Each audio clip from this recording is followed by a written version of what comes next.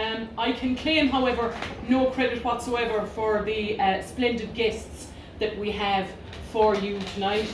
That's entirely our co-secretary's doing, Patrick Lilly here, and I'm going to hand over to Patrick now to talk about this evening's meeting, what we have in store for you, and how we hope things will come to pass over the next hour and a half or so together. Okay, thank you. Patrick, yours.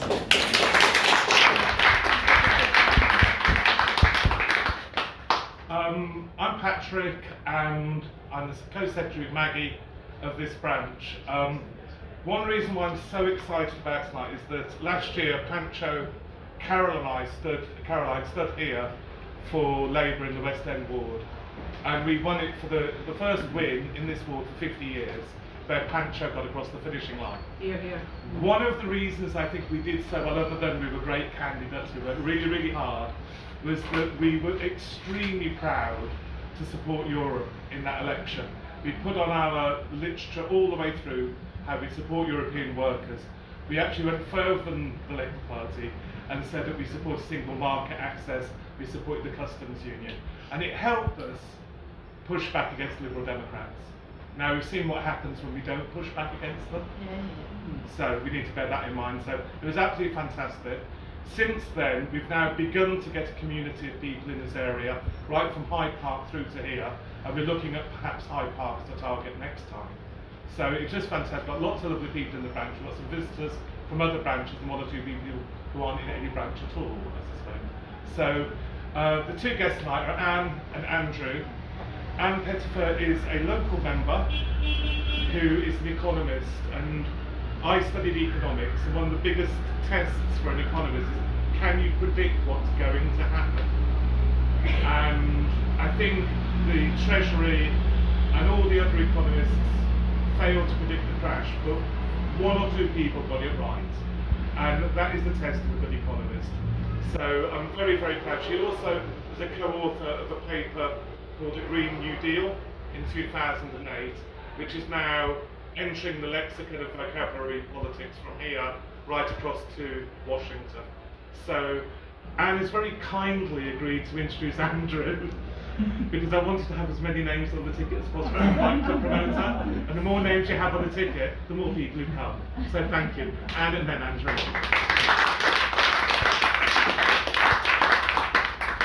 So Patrick's a great name dropper, and I'm happy to help him. First of all, can I say thank you very much for including me in this, and apologies for the fact that I'm such a bad local member of the party, although I am proud to say that I canvassed the street in the last election campaign. That in itself was very impressive. It gives me great pleasure to introduce Lord Adonis. We come from different parts of the forest, the political forest that is the Labour Party.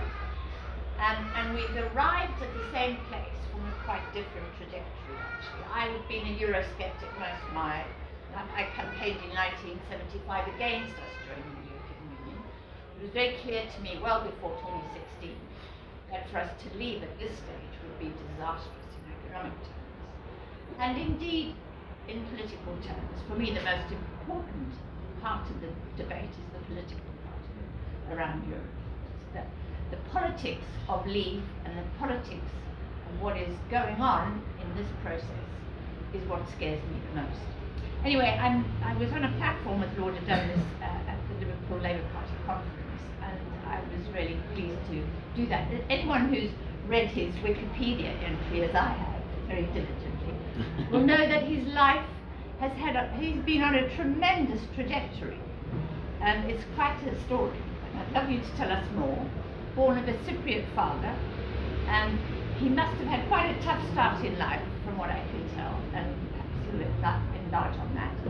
But he's ended up in the House of Lords. He's been a minister, he's been a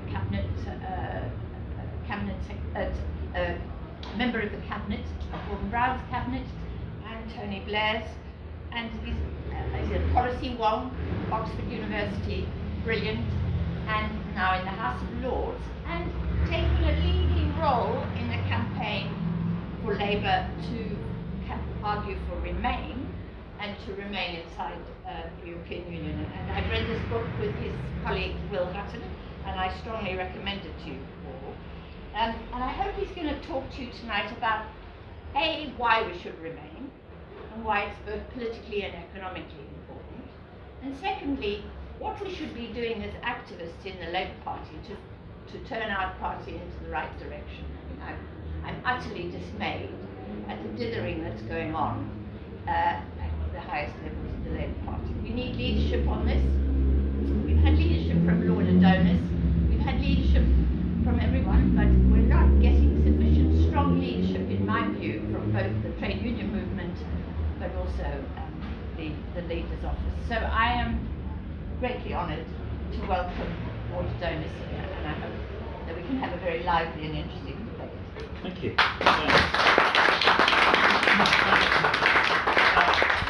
Wow, and I always want you to introduce me. I mean, I've never had such a warm introduction together. That's really kind, and congratulations to Patrick too for organising the meeting. I too am an insufficiently diligent local member, not in this ward, but in Dorset Square. But we may have a by-election. I suppose it's not impossible. We could have a by-election. Who knows what's going to happen to our MP over certain recent events? So we do need to get organised. And on the basis of what you've done so brilliantly here in Soho, who knows what might happen? And indeed, over Westminster as a whole, didn't we poll more votes than the Tories? Or was about the same? 2%. 2% less, but we were pretty close. But the allocation of the wards wasn't great for us, and we saw that here really, because I suppose just very small movement of votes. We could have won all 3 seats, couldn't we? Is what we'll do next time. So it's great that we're so well organised, and the fact that we are so strong. Actually, the fact that we're so strong in this constituency, which if you had to think of a single constituency which, as it were, represents the commercial and business interests of the country, it's probably this one actually. And the fact that this one, the Conservatives did so badly last time, and they could even conceivably lose it, is, I think, if I'm being absolutely blunt about it, wholly down to Brexit. This sense that the Conservatives, I imagine this seat must always have been Conservative, has it ever not been? I mean, because we go back to the 1880s and the creation of single-member seats, and it's been Conservative all the way through. I mean, I can't think, of any time. I don't think it went even close to getting Labour in 1945. So those boundaries have changed, but nonetheless, it never did. Why is it now so close? It's, I think, in very large measure to do with the fact that we have unusually a revolutionary Conservative Party at the moment, which has decided to throw up its links with the commercial and business side of the economy, in pursuit of a very peculiar form of far-right nationalism, tied to a Thatcherite quest for dismantling the state, where they, bits that they failed to dismantle in the 1980s to carry on, which they've identified with Brexit. And that's where I want to start actually, because what I thought I might do if I speak for 15, 20 minutes or so, and then we'll get discussion and questions going, because it's such a big issue and you all have views, is there are long-term causes of where we're at, and then there's the position we're at now, and what we should do over the next few weeks and months, which Anne said would be good if I could say something about, which I'd be delighted to. Now, the long-term causes of Brexit, of course, go back centuries. I mean, there's half in, half out relationship we've had with our continent. The fact that we're in Ireland, we're not fully part of the European continent in terms of a continuous landmass.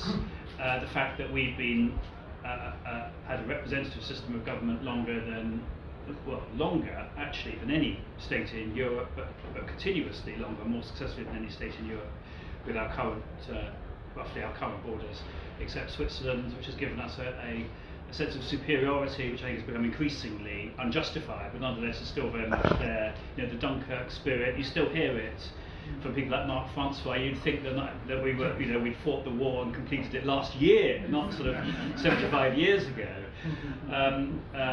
He keeps going on about his grandfather being an RAF pilot. Well, I have huge respect and admiration for all those people who fought in the last war, but we're seeking to ensure this doesn't happen again. We're not still engaged in it, which is the way that some of them seek to behave at the moment. So the roots of this, in some ways, go back a very long way. And in the more recent past, when the European Union, as we now know, it began with the European Coal and Steel Community, which was founded in 1950. I think, it's the only big judgment call that Attlee got wrong was not to join it.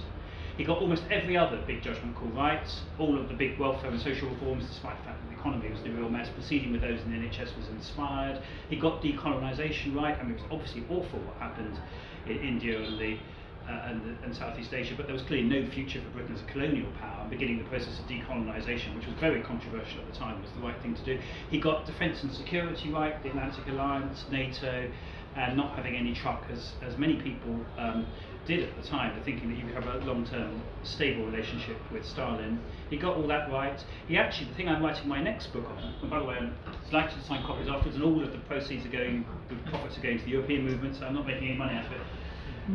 But my next book is actually called 1949, which is an account of the creation of the Federal Republic of Germany which started in 1949, which is a hugely important story, very largely the responsibility of Britain, a story that isn't sufficiently told. The creation of the Federal Republic of Germany, as it now is, was very largely a British creation in the period from 1945 to 49, when we ruled the most significant part of Germany, the northwestern industrial part, which then became the core of what became the Federal Republic of West Germany. And indeed we did it in the teeth of bitter resistance all the way through from France, which was strongly against the establishment of the Federal Republic of Germany. What they wanted was to break up Germany completely. They wanted not only to demilitarise it, which was what we wanted to do, they also crucially wanted to deindustrialise Germany as well, which we stood out against on the grounds that it wasn't a sustainable position, and in terms of the future stability of Europe, it would be crazy. And they refused to put the French zone in with the British zone. It was Britain's initiative that led to the British and American zones coming together, which became the bedrock of what became the Federal Republic of West Germany. And indeed, most of the institutions of West Germany, their electoral system, their parliamentary system, their system of devolved government, their trade union system, which was very heavily shaped by British trade union leaders in the 1940s, their social system, their welfare state, most of these were inspired by, and in many cases actually introduced by, Britain when we were the military power ruling Germany in the late 1940s. And the irony of the situation is that the reason why France is so keen on creating federal institutions for Europe as a whole in 1950-51 is precisely because they had fought so hard to prevent the creation of West Germany and had failed. And the mistake that we made, a huge mistake, was thinking that because we were essentially the colonial power vis-à-vis Germany, because essentially that's how we ran the country, that they would continue in a client relationship with us. And therefore we didn't need to have equal and democratic institutions in Europe, because we would still have this dominant position. So the story goes back in that way. Do come in, lots and lots of seats. Lots of seats. There's a seat here, there's one in France, there are more around. Have you escaped from the choir downstairs? Were you singing? Matthew Bennett's Honeybees. Oh, right. Well, some of us almost ended up singing in the choir, because I ended up in the room and was about to take part. I thought this was an unusual beginning to a Labour branch meeting. So the route